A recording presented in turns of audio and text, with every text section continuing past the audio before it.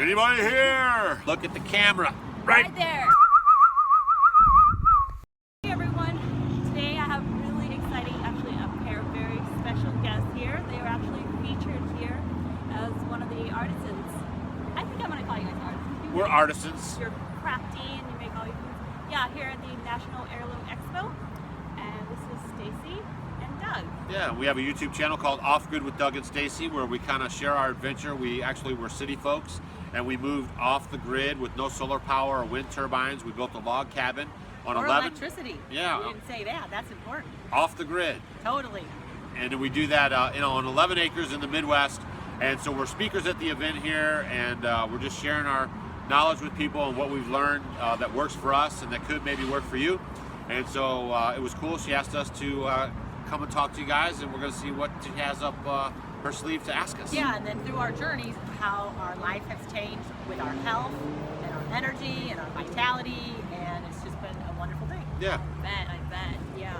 So I saw some of your videos, and it's like you guys spent 3 months building your house. It was just a piece of land, Yep. right? What did you camp out? What did you guys do? Yeah, so we had a 3,000 square foot house with 5 bedrooms and 2 living rooms and all this. It was just crazy. Give it up. Yeah, so we sold all that. Just by cleaning it is not funny. Oh, Yeah, and we moved into a 1-bedroom apartment while we were on the hunt for our land. The transition. Yeah, so when we found the land, I actually moved up by myself. She stayed behind in the 1-bedroom apartment, and I lived in a tent. And I built the log cabin in 90 days while living in a tent. And I got to come up on weekends and help and visit, and then after 3 months, I got to move in. He had built a structure so we had a roof over our head. And I carried her across the threshold. That's right. Did you guys have any kind of hands-on experience before this? Yeah, that was a big fat no. We didn't have any building experience. I mean, I had helped my friend finish a basement at my house, but I was more like the helper and the go-getter. So yeah, it was amazing that what you can do. One of the things I guess I could say is that when I was researching building log homes, it just kept hitting me that people came from the east to go to the west, like the pioneers, and they would build these structures and they would build these homes with they had no experience, limited or no experience. So I thought, man, I think I could really do it. So I did a lot of research in log homes and found a simple way to the joinery and to put it together, and it worked for us. It's still standing, and we're doing good living there and having fun on our adventure. Oh yeah, house looks great and sturdy. Yeah, it looks very and sturdy. It's real wood. Yeah, it's white oak. Oh yeah, you knock it and it doesn't You're not gonna vibrate or punch anything. it and No. then you get a wall. I can barely. You can't even put a nail You're in gonna it. fracture your bones. I had some scraps when I was making the log home, and I would actually shoot them. I have a handgun, like a 45. These are pretty good size cartridges, and I could barely even get bullets through it. So termites don't like it, and we have in our area in the Midwest, we have homes. We actually did a couple videos about it, but they're 200-year-old log homes that are still up, still functioning, and that you could still live in today. Yeah, that's amazing because of the humidity sometimes you get in summer. And No, things it's just great. wear out. Yeah, it's awesome. The only thing, what does like it is the daddy long legs, though. Yes. Because we get them coming out. That's all right. We get a lot of spiders. Yeah. Actually, the black widow is very common, native, Right. or it's around here. Right. We get them all the time. Yeah. It's pretty sturdy. So our house has been great. It keeps the heat in and keeps the cold in, depending what you need. Right? It right. Actually, you can Yeah. trap Yeah, more. yeah. So That's Summer like and 600 winter. square feet. And what we do in our house, which you'll appreciate, is we have a lot of plants. We have a lot of plants for oxygen inside of our house. Make sure you guys have a lot of plants too. To clean the air. That's right. Yeah, especially as city folks. What do you guys grow if you have such a huge plot of land? Yeah, so we just grow food for ourselves, I'll let Stacy go into that kind of a thing, but we use several different gardening methods. If you guys are going to garden, we suggest always to have several different methods. That way, if one method fails, I say then you have backups, right? Yeah, So we use raised bed gardens, and we use back to Eden gardens, and we have a greenhouse, and then we have several Pallet pots. garden. We have a pallet pallet garden with big potatoes. pots. Yep, and then we do the pots too. So have several different methods. That way you'll always have food security if one method doesn't work that year. Right. And then the wildlife, what kind of challenges do you have with that? Not really. Well, because we put a fence around our food for us. But that's We not just wildlife. I mean, Well, we wildlife have, will go in and eat it. We have white-tailed deer, but they don't really come around. We keep our dogs outside, and we also have everything.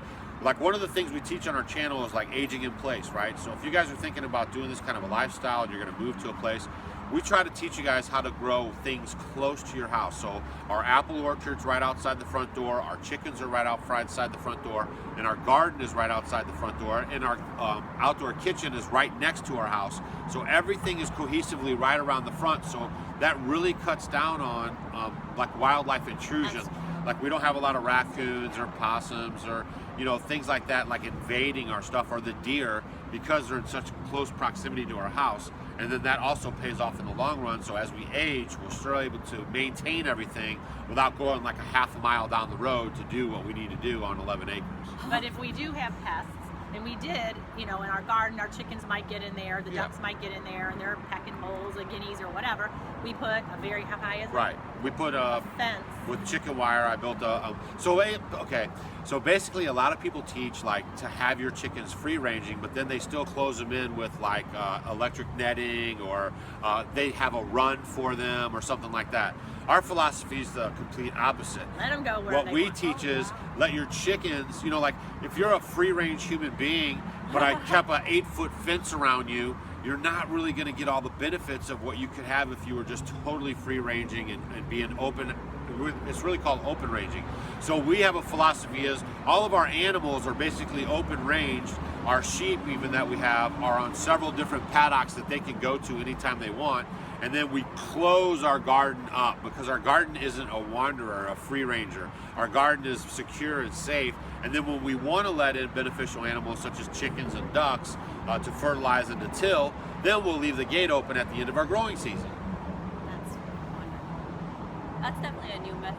Yeah, it's kind of different, It's but that's probably how they did it back in the times. yeah, and it's just a lot easier. Well, for us, because there was so much going on, and it just makes it easier. So we just let them go. I mean, we went through a few years trying to get our systems in place where they would dig up my plants or eat things.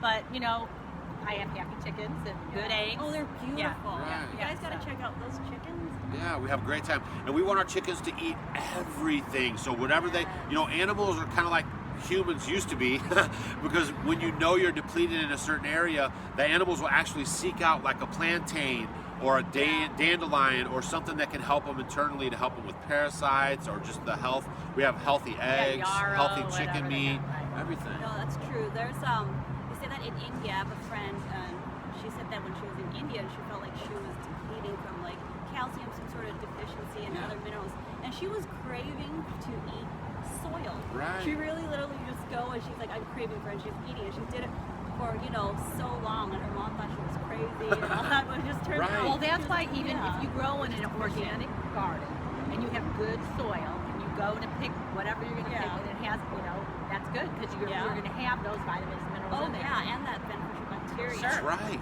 So sometimes you don't have to wash. Well, if you're growing yourself. Yeah, really we don't really Oh, no, wash I because don't. everything is Exactly. totally organic, Yeah. Yeah. They actually encourage children to, or well, I think it's Children puppies eat dirt that all the really- time. I mean Puppies. puppies. Eat that dirt. Pretty soon it'll be bagged and it'll be sold at the grocery store. as a supplement. Yeah, soil, probiotics. Yeah. Oh, just wait, it probably will. Yeah, just don't tell them what the ingredients are. So, what kind of things do you find that grows best there? Or, Where we live. yeah, good and bad. Challenges for crops. You know what? We've been having, greens grow great. It just depends getting the right kind. We have very hot summers, so ones maybe that are easier to bolt. But I do very good with Swiss chard and arugula and lettuces can be a little temperamental. Oh. You have to be, you have to I have a with those. challenge with lettuce too. Yeah. Yeah, but basil grows great, all different varieties. I have basil growing crazy. What I would really love to have full round is rosemary. I would love it. It's my favorite, and I get it big, during our season. But then I can bring it in, or just, I just go ahead and use it and dry it. But And that's the beauty of heirloom seeds, guys. Seek out heirloom seeds because they actually adapt to the climate and temperatures in your area. You don't want to bring some East Coast plant into your property in California because it's not going to probably do well. So find people in California or wherever you're at that sell heirloom seeds, because they've already grown every year and adapted and made changes. And then if you get a variety of an heirloom seed in your area that has been grown there for 50 or 100 years, you're going to do great with that type of plant. So that's very important to think about when you're planting your garden. And I really stress a lot, I mean, I love herbs. I use herbs in everything, and I say everyone should have a nice handful of herbs every day in through their diet. Yeah. So like growing oregano is a great perennial where we live. I mean, it just keeps coming and growing and going crazy. You know, I like to get these good herbs, so I have them all the time, and then I don't have to ever worry about not having some type of herb in my diet with my foods. Absolutely. So what kind of things do you still have to go out to the city to get? Oh yeah, I Do mean, so much. you can't really be 100% self-sufficient. Even the pioneers traded for flour and sugar right. and staples and clothes and fabrics. So we just try to grow as much food as we can. And one thing that we do too is we eat our food first. But yeah, we go to the store, especially paper. you know, and we get things like, you know, lettuces and stuff in the winter. We do have 4 seasons where we live. It gets very cold. A new bamboo toothbrush, you know. Yeah, I mean, something. so we do go to the store, and for food even too. And little special treats that, you know. Yeah. But, Oh, absolutely. Sometimes we do crave for certain. But the whole goal is to cut your food bill down. Cut back what you're spending at the stores. One of the things that we're doing now, because we're minimalist, is that we spend way less in Consumerville when we go into town. We just get the few things that we need, and we're in and out, and our bills are low, so we don't have to work for the man.